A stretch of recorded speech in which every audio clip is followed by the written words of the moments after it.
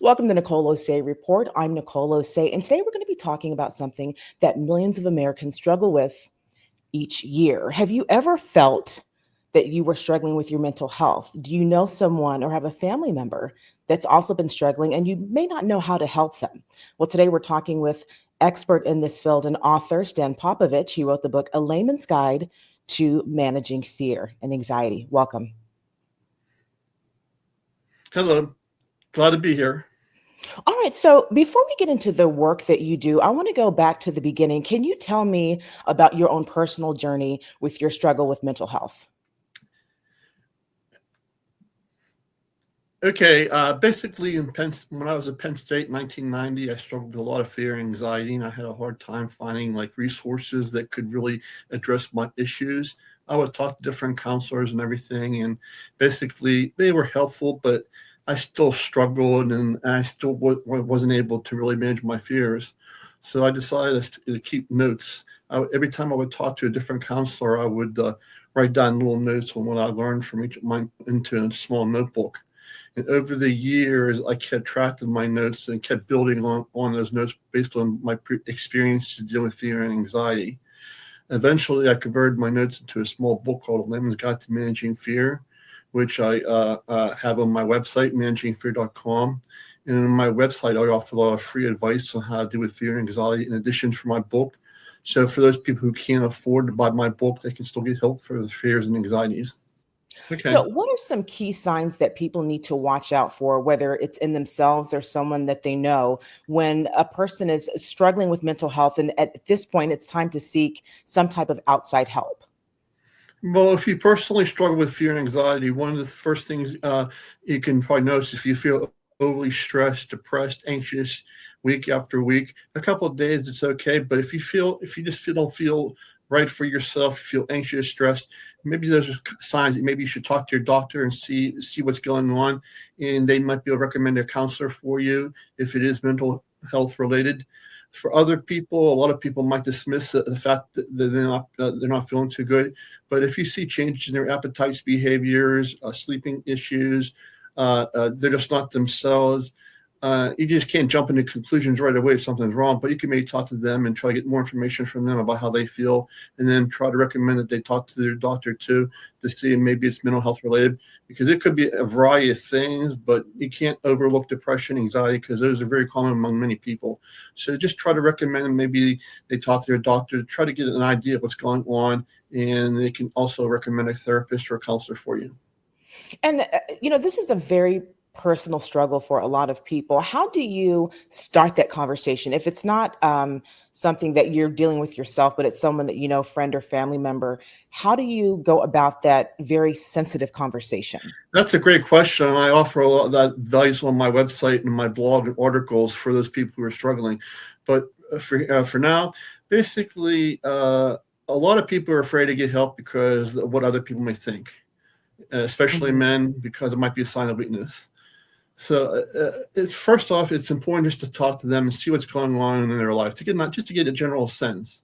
And if you get an idea that something is wrong, they're going to probably start telling you, "Well, it's okay. Or I don't need help." Then it's important to encourage them to try to maybe get some help and try to get some advice, have them get some advice, and try to tell them there's nothing wrong with asking for help and getting advice on how to deal with your fears and anxieties. And you also don't want to put pressure on them. You have to be able to understand, see things from their point of view, and also be willing to work with them. And also be careful when you talk to. Also, you don't want to just tell everybody your personal business, their personal business to family members and friends. Just try to be confidential, and just try to. The main thing is try to get them to get some kind of help, and address their fears of why they're reluctant to get help and assistance. One of the things that you talked about when I was reading about you and reading some of your blogs and your work, you know, this also started because a lot of people can't afford to maybe go seek medical help. And so part of your impetus for writing the book and the blog was to give more people access to the tools that they need to be able to manage mental health issues until they're able to seek, that outside medical help. Can you kind of speak to that more? Okay, it's not just the money issue. Also, it's just the way the system is set up. First off, health insurance is expensive, so a lot of people don't have health insurance, and if you don't have insurance, then automatically you're going to be spending a lot of money. Number two, the quality of the care. You have your good counselors, you have your bad counselors. I would talk to my 5 or 6 different counselors maybe in a year, and I would get 5 or 6 different answers. And some of it worked, some of it didn't. And also, there's long waiting lines. Even if you have the money, if you go to a hospital or some of the more popular counseling services, you might have to wait 3 months or 4 months or even more just to be on the waiting list. And that's just to get help. And if you're struggling, you need help right away. And in addition, no health insurance can be a factor. And I address those issues on what I dealt with when I was struggling with fear and anxiety. So that's why I offer a lot of free advice on my website to get people the help that they need without having. It's not a substitute for professional help, as I mentioned on my website, but it's a start. And in addition to my book, that people can start getting help right away without having to go through what I had to go through. You had just mentioned that you went to 5 to 6 different counselors and get 5 to 6 different answers. And Exactly. that's something that when I've talked about this issue with people, they've also had that same experience. When did you, what advice do you give to people about how to know when they're connecting with that counselor? And also just on your personal, if you don't mind sharing, when did you break through and realize like, this is the person that I know can help me? Oh, that's part of the problem too. I never really found a great person because whenever I Mhm. find someone nice, they would leave. A lot of places have a lot of turnover, and I would talk to a counselor, and they were good, and then I would find out that they're moving to another state or they're going to another place. And so, so even if you do find a good counselor, which I was able to find some good counselors, they change or they leave after 3 or 4 months, and then you got to start the process over again. That's very frustrating. That can really hurt someone's recovery when you're used to talking to someone, and all of a sudden there's turnover or downsizing at the place where you're at. And as for me, I noticed that something was wrong when my fears and anxieties weren't really getting any better. And then when I would talk to different counselors and they gave me different answers, I realized, wait a minute, it, I had to decide, well, what's useful, what's not. So, and that was very discouraging. So, what I did with my book and website is I try to put all this advice that I learned over the years into this website in my book, so that when people go to those sites, my philosophy is that some techniques may work for some people, and other techniques work for different people. So there is no one technique or two for one person. So I had a variety of techniques that people can look at, and some of them may work and some of them won't. But you're guaranteed that you will find something on my website in my book that will help you because I give you a variety of techniques. That saves people a lot of time and money. Instead of them having to go to 5 or 6 or 7 different counselors over a year or two to try to get the answers to their fears, I have those answers on my website. And so let's talk about some of those techniques and when it dealing with specifically with fear and worry. I was reading on your blog. I mean, we've all experienced that before. Yes. And in one of your blogs, you outlined the types of negative thinking. You mentioned all of nothing, diminishing the positive, and Mm-hmm. emotional reasoning. Can you kind of break that down? Because I thought that was very Okay, compelling in there's terms different of like, parts of negative thinking. There are people that just have are just negative, and that's just something in their personality. Then there's people that they have negative thoughts that start interfering with their daily lives, and that's when it starts becoming a problem. And then there are people that have OCD, obsessive thoughts, obsessive compulsive disorder, where those thoughts are way more affects your life and everything else like that. And when you're dealing with those negative thoughts and everything, uh, again, you always want to talk to your counselor because you could have OCD or something like that, and that's important to try to get counseling and therapy. But for on my website and everything, I try to tell you to address your negative thoughts, realize that hey, something is wrong and it's interfering with my life, and to get the help. Now, as for the techniques, there's all kinds of things that you can do with your negative worry, your negative thinking, and your worries. You can think of something positive, like think of all the good things in your life. You can use self-visualization. If you're negative about an upcoming situation and you're nervous, you can try to play those situations in your mind to try to get used to it, so to reduce your negative thoughts. Also, what if thinking, how to manage that. One of my counselors and some of the advice that I used in my own life is evidence-based therapy, where you try to get the facts of the situation rather than trying to focus on your worries on what you think may happen on a certain situation, getting the facts, and then trying to, and also that there's 10 different kinds of negative thinking patterns that people experience, like what if thinking and over generalization and stuff like that. And you can identify what kind of thinking that you're struggling with advice on how to deal with those situations too. But it varies from person to person. But basically, you really have to realize, well, how's it affecting me, and try to narrow it down with the help of your doctor, whatever, and then get that advice on how to overcome those negative thoughts. And again, I addressed all that stuff on my website, managingfear.com. Another thing that you mentioned on your website was if you are the person who is dealing with a mental health issue and you're trying to talk to people around you, but they're not understanding you. Everyone's situation is different. Can you talk about ways to deal with that when you are reaching out and saying, I do need help, but one may feel that no one's either listening or really understanding what I'm going through? When you're dealing with family members and friends, the truth is, unfortunately, there will be people who won't understand what you're going through. There's some people that just haven't lived it, and they'll dismiss it. They'll just say, oh, well, just get over it. Okay. And there'll be other people that will be understanding and supportive. And it just depends on who you're with, but don't expect that everybody's going to be agreeing with you and supporting you, because it's just not reality. Because I dealt with people and family members. Some of them have been through what I have and others haven't.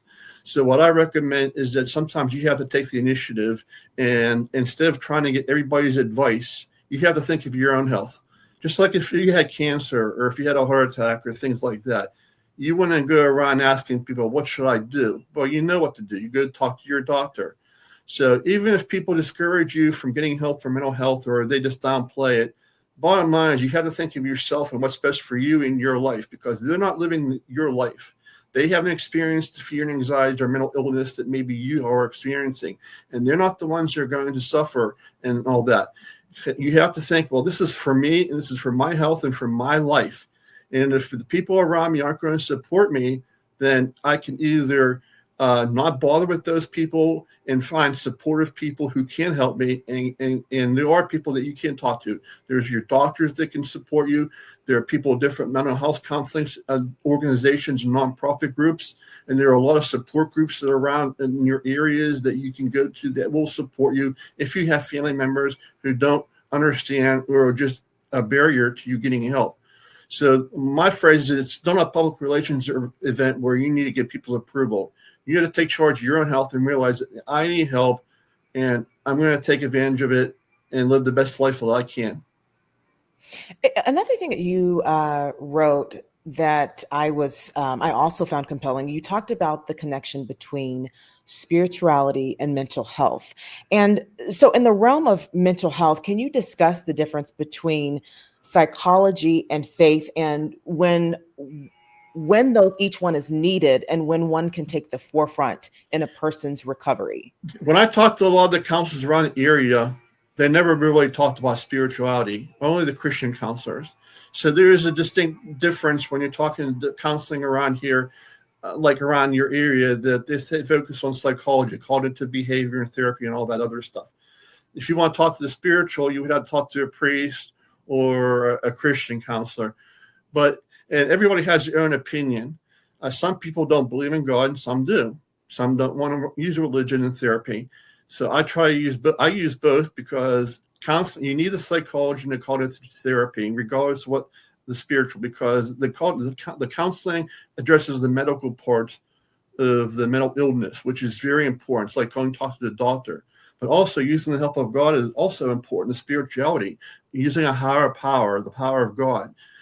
Faith, religion, spiritual, prayer, things like that. Those are important too, and addressing your fears, because God, if you believe in God, God is in control, is in control and has power. I mean, is stronger than your fears and anxieties. And by praying to God or higher power, it gives you faith and hope, and those are important. And sometimes people disagree. Well, like if someone's like really religious, might not believe in counseling, but you need both.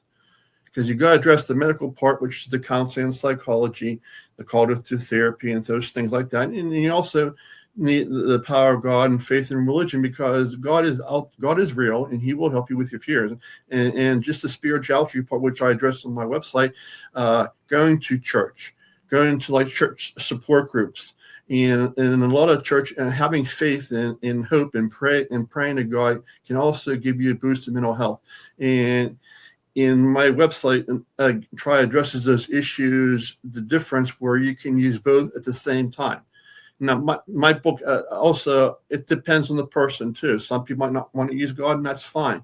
But I also address that on my website. It's your choice as to what you want to do.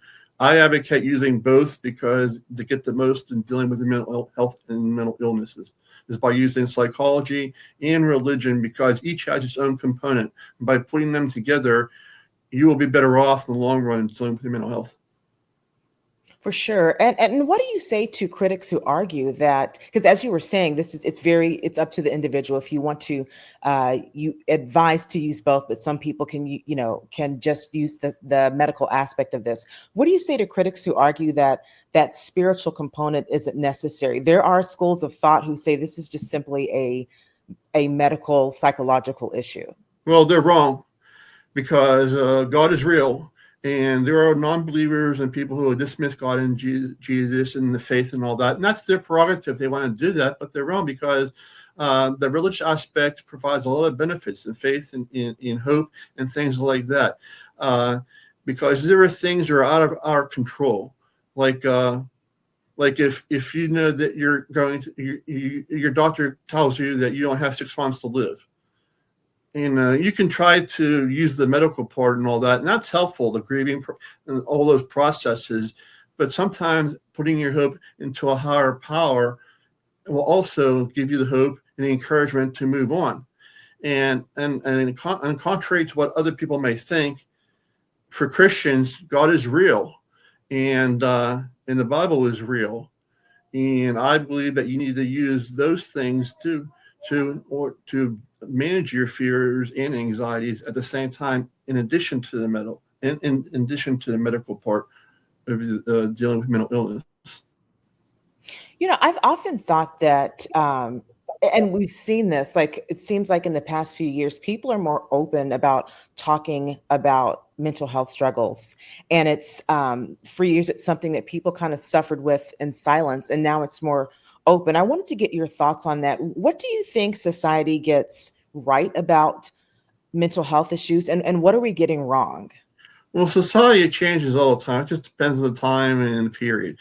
20 years ago, people were afraid to talk about it because they would be ostracized on what other people would think. And now it's more of a movement now that people are willing to talk about it, which is helpful. But the stigma is still there, and you really can't. And even though there's more awareness and people trying to bring awareness to mental health among people, there are those who just don't, discourage mental health. So that's why it's something that it's individualized, that you have to think, well, okay, I'm feeling lousy, I need help. Okay, I can't worry about what other people think, but society or the people at my job or whatever like that. Because the bottom line is that you're suffering and you need help. The mental health part's not going to go away. Okay, there are people who didn't get help.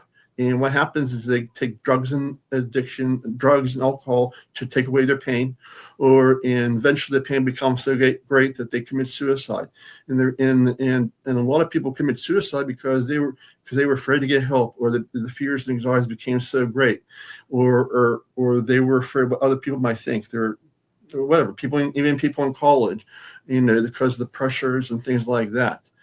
What I'm trying to say is your mental health is just as important as your physical health. If you had cancer, if you had life-threatening disease or whatever illness, you go talk to your doctor. Mental health is no different.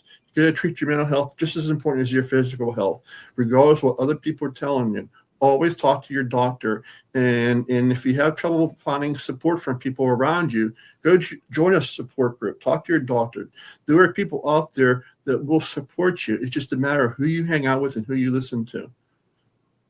What do you think we need more of as a society to deal with the growing number of people who are dealing with mental health? I believe that I read from a national survey that about in 2022, there were about 23% of Americans who were struggling with their mental health, and that number is growing. What do we need more of to help manage I that? think the system needs to be better because when I was struggling with my own fears, there was a great hospital nearby, and I just wanted to do an outpatient therapy thing, and they said automatically I had to wait 3 months, and 3 months went by, and I never heard from them, and no, I'm thinking to myself, I'm suffering now, things like that. Talking to your counselor, and then after spending 4 or 5 months with your counselor, then finding out that your place is downsizing, and then you have to change counselors. So it's, I think, a better management of the processes for people to get help. There is a good direction where people, the awareness is being brought out and everything else like that. Unfortunately, money is a big part of it too, because if you don't have the money, then it's the help is may be out there, but the quality of the help might not be that great. And if you don't have insurance, and then even people who have health insurance I talked to were also limited as to how many times they could see their doctor. And there was one place I talked to that they could only see me once a month because they were overcrowded with help. And I talked to my counselor. I said, well, how am I going to get along? How am I going to manage my mental health if I can only see you once a month? I mean, that doesn't help me. And they got all upset and angry. And they just said, that's just the way it is. And all these things motivated me to take control of my situation and to help others, because I know there are people in the same boat who are experiencing that. Fortunately for me, I have the skills to be able to deal with these issues where I really don't have to depend on the counselors as much, because I have the experience over 20 years, and I just have a skill in dealing with these things. And also, people in the rural communities, they don't have computers, and the advice and resources might be limited if you're living in an area where there's not a lot of help.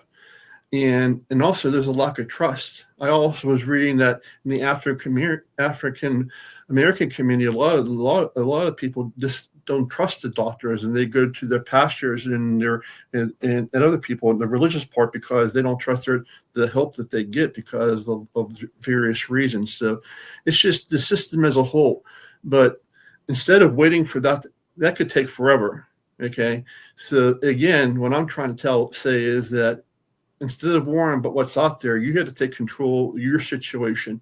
The good thing is there is help available, and even if you don't have any money, there are ways and opportunities. Your doctor can help you. I offer a lot of help on my website and book for those people, because it takes time too, because you got to go through red tape and fill out paperwork. And when you're having in the middle of a panic attack, and you don't feel like, there are times you feel like you're not going to get through the rest of the week because it's just too intensifying that you need help right away. So the system is just the way the system is, and it's going to take a while for things to improve. But the help is out there, fortunately, and you can take advantage of that. It's just that you have to take the effort, and rather than going to the help, and then rather than having it come to you. And there will be obstacles, and that's why where I come in, I try to make those obstacles less steepening, and so that you can start at least getting some kind of help and have some idea as to, well, what can I do to minimize my anxiety and depression and whatever else I'm going through. And you had mentioned the African American community and some of our feelings towards that medical field. And just for people who may not know, some of that stems from the way that we have been treated historically by in the the healthcare system. And so there's some of that residual energy that happens. And one thing that you had mentioned was some of the way that you had been treated by various counselors and such. And Yes. in listening to it, it sounded very cold. And it made me wonder, do you think that that humanity is being lost within the healthcare system, or maybe it needs to grow? We need more humanity in that system. Well, definitely more humanity, but it's just, well, but it's money too. If you have the money, then it helps. If you're one of those people who don't have the money, then it's going to be a lot harder. In fact, when I was leaving one of my counseling sessions, I go off and on because I keep learning. People might be wondering, well, why do you go to counseling? Because I'm always trying to improve. I don't have all the answers, and I'm always learning, and I'm always adding things to my articles on the website because there's always things to learn. But when I was paying, one time I was at the counter to leave, and they had a sign, a sliding scale, and for one session for 1 hour was like $120 for 1 hour. And I'm thinking to myself, $120 for 1 hour just to see one person or even get to an evaluation. And I'm thinking, what happens if you didn't have health insurance?